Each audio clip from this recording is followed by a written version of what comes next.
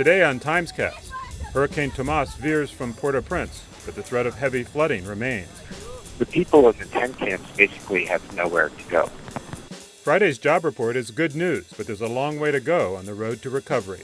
Today we received some encouraging news. And will the future of politics tolerate the increasing number of embarrassing photos online? This is Randy Archbold from the New York Times in Port-au-Prince, Haiti. Hurricane Tomas began sweeping past Haiti this morning. It approached a very lightly populated southwestern tip of Haiti, but it did bring a lot of rain. There is some street flooding in Port-au-Prince already. Serious flooding has not arrived as yet, and that is the great concern, that the large amounts of rain up in the hills and the mountains will cascade down through the rivers and streams that flow through and around Port-au-Prince, eventually flooding the camps. The people in the tent camps basically have nowhere to go.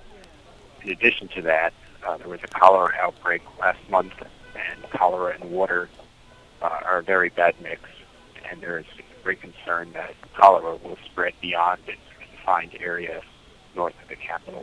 The government had urged people to leave the camps and go spend a few days with friends and relatives, but many of those people we talked to yesterday said that their friends and relatives were killed in the earthquake, or if they don't have sufficient housing, their housing is heavily damaged or destroyed. So there really is no place to go.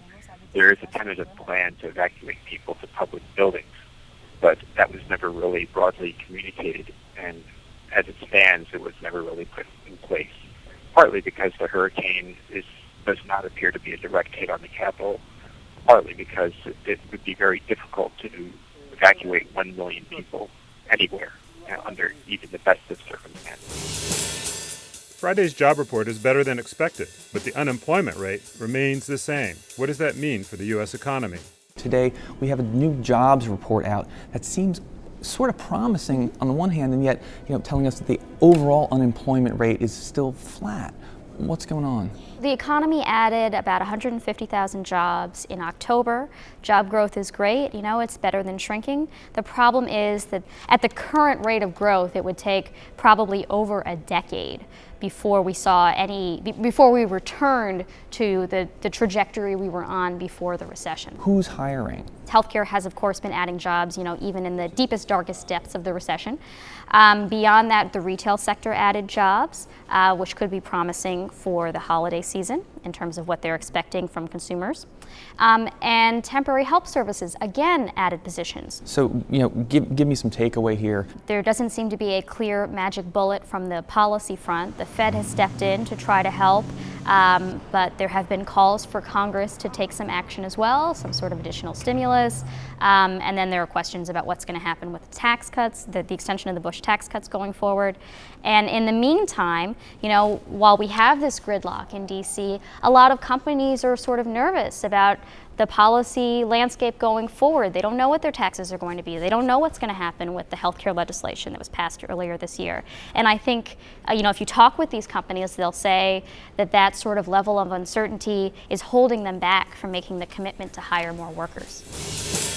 The rise of social media means politicians are increasingly in danger of being embarrassed by incriminating photos. Jeremy, it seems all but certain that there's drunken, silly photos of the presidential candidates of 2024 and 2028 somewhere out there on the internet already. Everybody's posting to Facebook and Flickr and all these sites. But what was surprising this year was we already saw a number of candidates get sidelined or get embarrassed by photos that were online this year, right?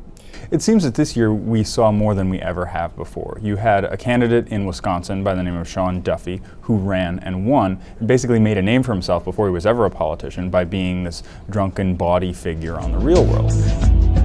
Can you hear me?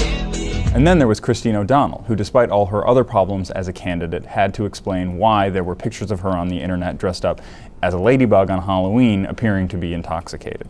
And then there was probably the most explicit example of all, Crystal Ball in Virginia, pictures of her from 6 years earlier when she was 22 and at a Christmas party surfaced where she was doing rather lewd things to a sex toy. Now, in that case, she lost, although it's not clear that she lost because of the pictures. She was already pretty far behind in the polls. Now, this might be a little too optimistic, but is it possible that these candidates this year are normalizing the notion that in the future every candidate's going to have embarrassing photos of themselves online, so we just better get used to it? Well, as younger voters get older and replace the older voters out there right now who might be horrified by this kind of stuff, I think so. One of the things that Crystal Ball did in Virginia was use this as a moment to say, I think the political culture should change.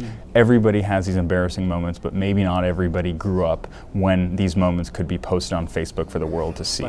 You know, there's an internet pundit that said it's mutually assured humiliation, that if we all have these photos out there, it'll be less embarrassing for all of us. I think it's a matter of degree. Standards of decency are always evolving, but there will always be a line that somebody can cross and gone too far. Whether or not it's posing for a picture with a sex toy in 20 years, I think that's probably still going to be a pretty big deal. Join us on Monday for another TimesCast.